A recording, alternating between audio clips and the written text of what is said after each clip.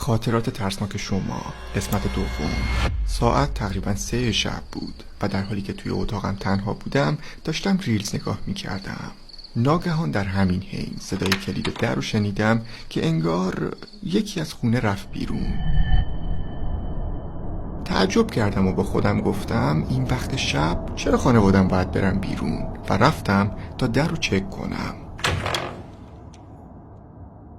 در بسته بود و همه چی عادی بود، اما یهو صدای شیر آب رو شنیدم که از سمت آشپزخونه می اومد.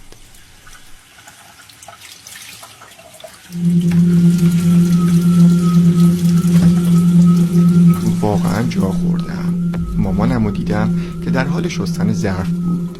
تعجب کردم و بهش گفتم مامان الان چه وقت ظرف شستنه؟